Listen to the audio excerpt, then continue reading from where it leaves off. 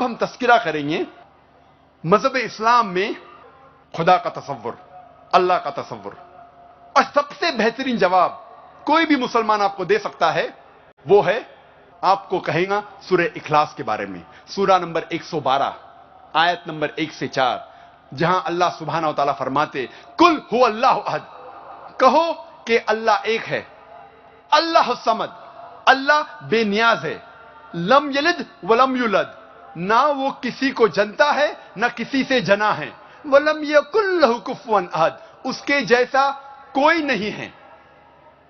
یہ 4 آیتوں جو سورہ اخلاص کی ہے، سورہ نمبر 112 آیت نمبر 1 سے 4، یہ اللہ سبحانہ و تعالیٰ کی تعریف ہے۔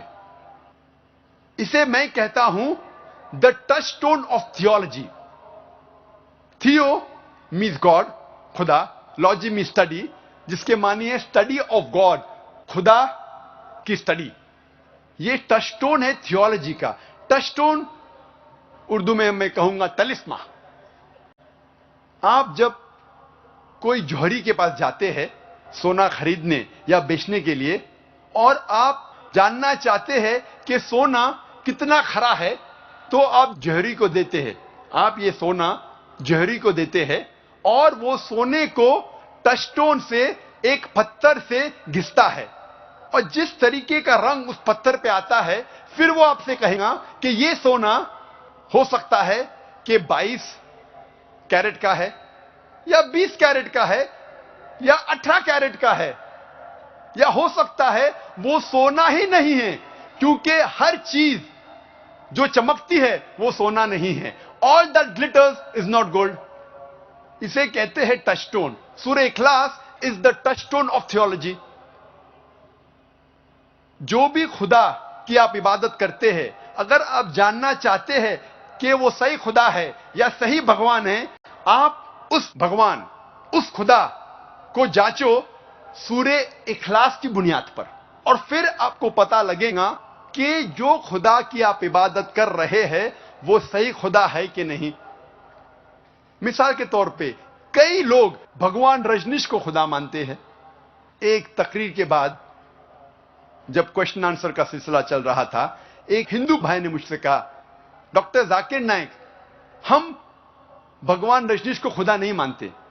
میں نے کبھی بھی نہیں کہا کہ ہندو بھگوان رجنیش کو خدا مانتے ہیں۔ میں ہندو دھرم کی کتابوں کو پڑھ چکا ہوں، کہیں بھی نہیں لکھا ہوا ہے کہ بھگوان رجنیش خدا ہے۔ میں نے کہا کچھ لوگ مانتے ہیں کہ بھگوان رجنیش خدا ہے، اور آپ تو جانتے ہوں گے بھگوان رجنیش کے بارے میں۔ آپ جانتے ہیں کیا نہیں؟ آپ بھگوان کو جانتے ہیں کیا نہیں؟ جانتے، کیونکہ اس کا تعلق اس شہر، اس سٹی پونا سے ہے، اس کا مرکز پونا ہی ہے۔ اب ہم دیکھیں گے کیا بھگوان رجنیش صحیح خدا ہے کیا نہیں۔ سب سے پہلا ٹیسٹ، پہلی آیت، کل هو اللہ احد، کہو کہ اللہ ایک ہے۔ کیا بھگوان رجنیش ایک ہے؟ کیا وہ ایک ہی انسان ہے جس نے کہا کہ میں بھگوان ہوں، کہ میں خدا ہوں؟ کئی انسانوں نے کہا کہ میں خدا ہوں، خصوصاً اس دیش ہندوستان میں، اس دیش بھارت میں ہزاروں انسانوں نے کہا کہ میں خدا ہوں۔ وہ ایک ہی نہیں ہے، لیکن ہو سکتا ہے کہ ایک رجنیش بھکت کہیں گا بھگوان رجنیش یونیک ہے، علیحدہ ہے، وہ اسپیشل ہے۔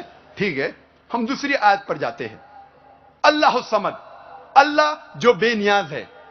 کیا رجنیش بے نیاز تھا؟ ہم جب اس کی آتما کتھا پڑھتے ہیں، آٹو بایوگرافی پڑھتے ہیں،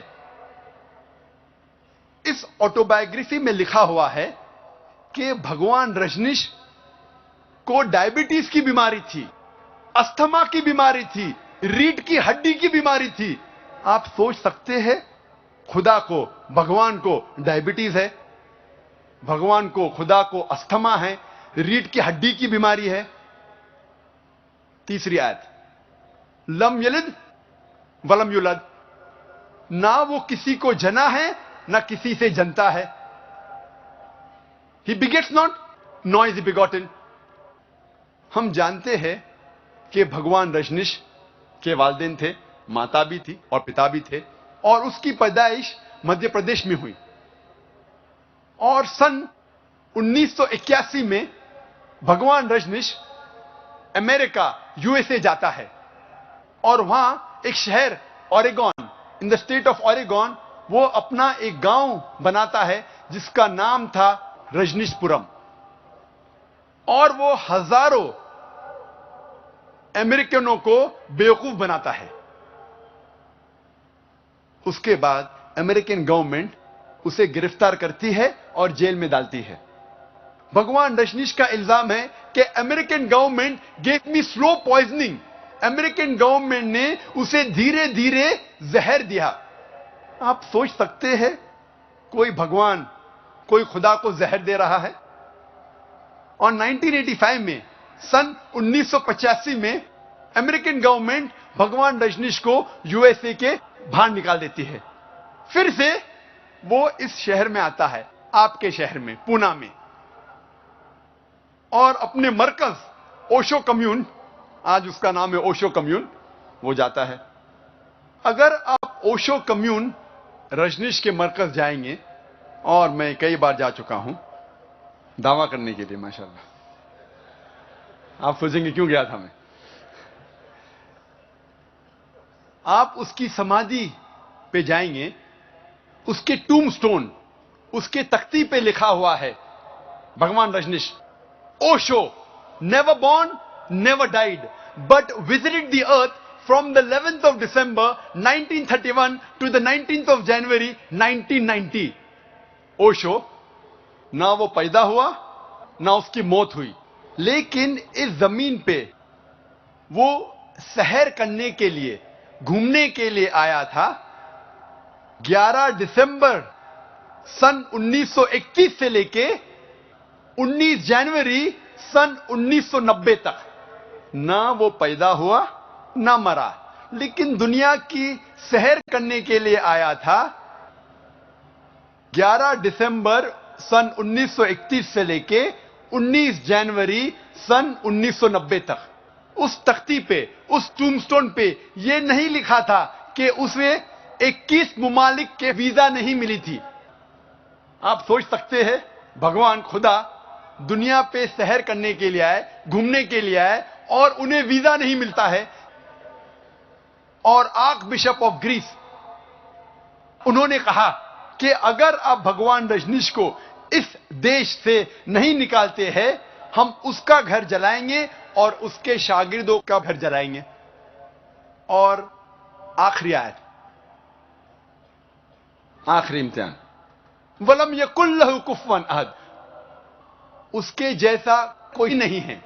اگر ہم خدا کو، اللہ کو کسی کے برابر کر سکے، اللہ کے ساتھ کسی کو برابر کر سکے کائنات میں کس سے بھی، تو وہ خدا نہیں، تو وہ اللہ نہیں. وَلَمْ يَكُنْ لَهُ كُفُوًا أَحَدٌ، ہم اگر اللہ کے ساتھ کسی کی برابری کر سکے اس دنیا میں تو وہ خدا ہی نہیں. ہم جانتے ہیں کہ بھگوان رجنیش، اس کے 2 آنکھ تھے عام انسان جیسے، 1 ناک، 1 منہ، 2 کان، 2 ہاتھ، اس کی سفید داڑھی تھی. اگر ہم خدا کے ساتھ کسی کی برابری کر سکے اس دنیا میں، اس کائنات میں، تو وہ خدا ہی نہیں. اگر کوئی شخص کہتا ہے کہ بھگوان خدا آرنلڈ شوارزنیگر سے 1000 گنا طاقتور ہے. آپ جانتے ہوں گے آرنلڈ شوارزنیگر، اس کو ٹائٹل ملا تھا مسٹر یونیورس، مسٹر ورلڈ، سب سے طاقتور انسان اس دنیا میں، اس کائنات میں، اس کو ٹائٹل ملا تھا. آرنلڈ شوارزنیگر USA کا ہے. اگر کوئی کہتا ہے کہ خدا آرنلڈ شوارزنیگر سے 1000 گنا طاقتور ہے، اگر آپ خدا سے کسی کی برابری کر سکے، چاہے وہ 1000 گنا ہو یا کروڑ گنا ہو، چاہے وہ آرنلڈ شوارزنیگر ہو یا دارا سنگھ ہو یا کنگ کانگ ہو، اگر آپ اللہ کی برابری، خدا کی برابری کسی سے کر سکے اس دنیا میں تو وہ خدا ہی نہیں. وَلَمْ يَكُنْ لَهُ كُفُوًا أَحَدٌ. یہ ہے 4 آیتوں کا تصور اللہ سبحانہ و تعالیٰ کے لیے. اللہ سبحانہ و تعالیٰ فرماتے ہیں